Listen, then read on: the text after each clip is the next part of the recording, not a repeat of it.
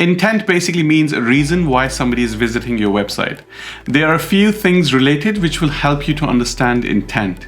Well, that sounds simple, but it can get pretty complex. But I'm here to demystify this. My name is Waseem Bashir and I run a digital marketing agency and a SaaS-based business. Over the years, I have worked with hundreds of brands and helped them in various stages.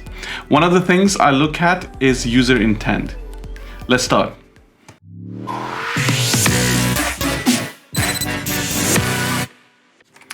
Let's start with intent types. Well, as a marketer, you can make this judgment when looking at a lead. Let's give them some names. Low intent is a person who hasn't spent much time on your website and hasn't engaged with much of your content. This means that there's a lot of potential for them to become a customer or a client. Medium intent visitors are just a little more interested than your typical visitor, and they have spent some time browsing your website. They've also downloaded a couple of things and engaged with some posts. High intent visitors spend a long time on the website. They also visit the pricing or contact page. These signals show that these visitors are far in the buyer's journey and they're considering buying your product or contacting you. These different levels of the intent map to the stages in the funnel: top of the funnel, middle of the funnel, bottom of the funnel. If you're new to these concepts, I have a series of videos you should watch to get more clarity. So here's a question. How can you measure intent in a B2B setting where sales cycles are long and many players are involved? Well, in this case, intent is a combination of three things. Topic. When visitors visit your website, they have a particular problem or interest in mind. Their topic of interest is a sign of what they're looking for. Context.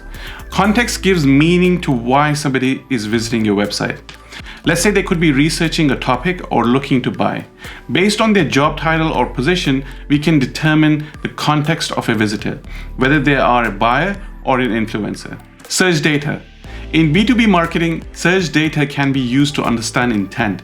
You can get buying signals or surge alerts when a particular business or account you're interested in has shown intent. With intent data, you'll be able to track people's interests and intentions. This means you can send them the right message at the right time. Let's talk about some of the benefits. Match visitors' intent with the right content. With clever tracking, you can understand how prospects react to your brand messaging. You can then optimize the communication and create targeted campaigns based on the stage your prospects are in. Even if it doesn't lead to a purchase, this approach will trigger a positive user experience and a stronger brand association. Visitor intent and marketing automation. With the help of marketing automation tools like ActiveCampaign, Plezi, Salesforce, Pardot, you can fully automate tasks like sending out emails depending on user intent. This means that your team spends less time on repetitive tasks so that they can focus on other things. Personalized marketing. Recommender engines like Recombi can use AI and intent to make recommendations and therefore drive a prospect to complete the journey faster. Prioritize prospects. Using intent and scoring models, it is possible to prioritize prospects through the entire customer journey. Marketers can now focus on the most promising prospects and be more efficient and productive. Here's an important metric from Google. According to YouTube data, campaigns that use intent-based targeting on mobile devices have 50% higher brand awareness lift compared to campaigns that only use demographic targeting. Capturing intent data. How visitors consume your data gives out strong signals of their buyer intent. Depending on the type of content the target audience is consuming, can give you an insight into what they're looking for. You can access these signals through your marketing stack or third-party systems. Intent data can come out of your sources like Google Analytics. You can determine time spent on page, conversion metrics, engagement metrics, clicks on a social media ad. With other third-party tools like Leadfeeder, you can get insights when a particular company's employees visit your website. Other signals could include email newsletter subscriber behavior, content consumed, and reverse IP lookup. Lead scoring and intent scoring.